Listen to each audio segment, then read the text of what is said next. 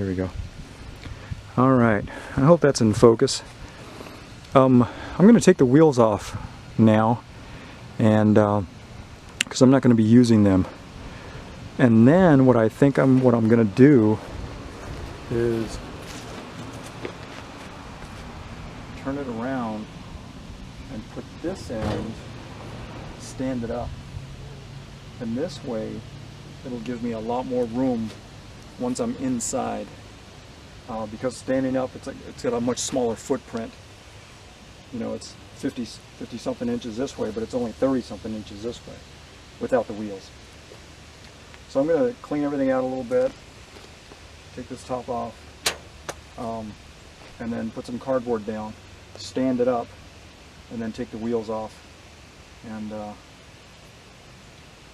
in order to move it, these drawers have slides with ball bearings, and I don't know if you can see how shiny it is right here. Whenever you're moving it and doing this and that, sometimes those things will come out by themselves. And if you don't know that and you're trying to do something where it's a really tight fit like this, it will mess you up. You could get hurt. If you're off balance and you're trying to do something and it pushes back, you could really get hurt bad. So what I did to prevent that from happening is I put packing tape right here. And I just did it on all of them, on all 4 columns. And hopefully, you know, that'll prevent that from happening.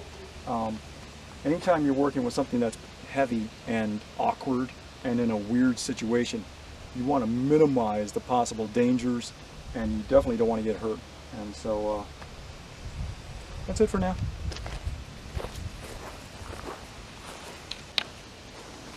All right.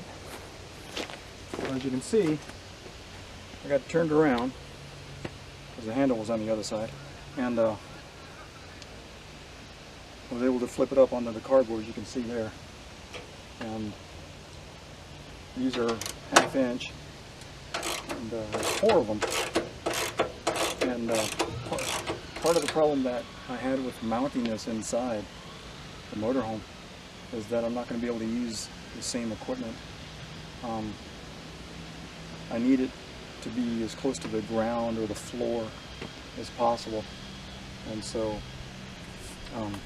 the wheels have to come off, plus there's not enough support here on the floor, so that's why I got the big, nice, hefty, pressure treated 2x6s, or excuse me, 1x6, and so that's going to be great support because it's going to go across and support both of these main frames on these things, and against a bigger portion of the floor instead of just this little tiny footprint right here, which actually, you know, over time with all that vibration could probably go through the floor to an extent anyway.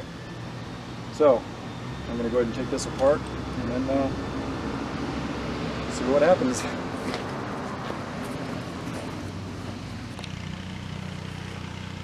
Okay. I hope there's no sun glare on the camera. So I got the wheels off, and I think what I'm going to try and do is turn it around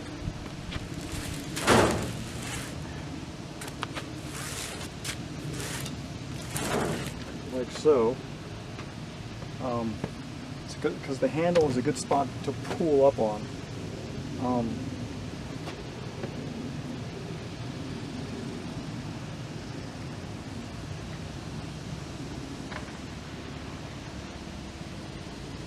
I still need to go inside and pull the drawers out, even though it's only going to give me like 1 inch. When you're in really tight quarters like this, sometimes 1 inch makes a big difference. So let me go ahead and go in there and see if I can get those drawers pulled out, and then we'll go to the next step. All right. Well, not sure how this is going to turn out, but we'll give it a shot. What I've decided to do, though, is to flip it around basically, and basically push it up on the other side and leave the handle out for last, because the handle might hit where the drawers were. So I was able to get the drawers out, and so what we want to do,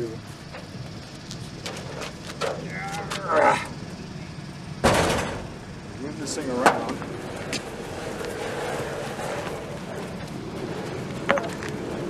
Not sure if that's going to help any.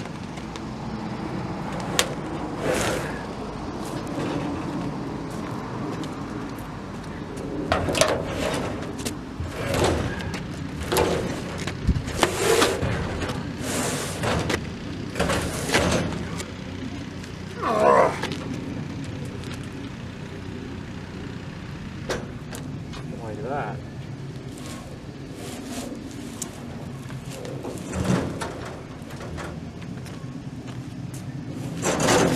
Oops.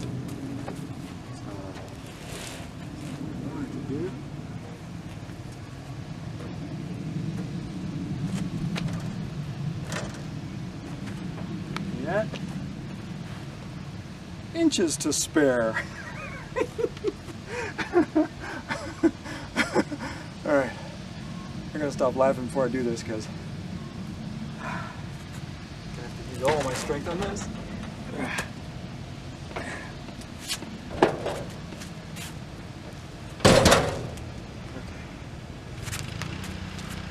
Now, there we go.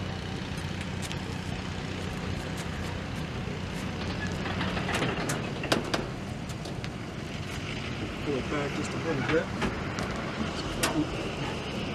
Doesn't hit the drawers.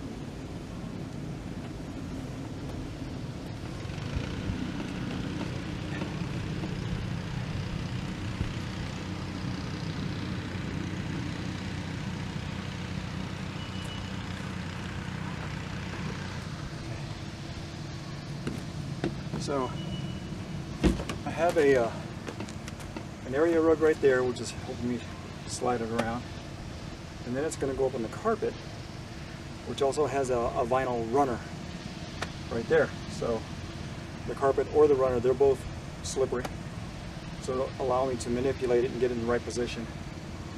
And then I need to decide whether I want to mount the legs on it and then set it down, or just set it all down and then bolt it all down. So, one thing at a time. See how it goes. So far so good.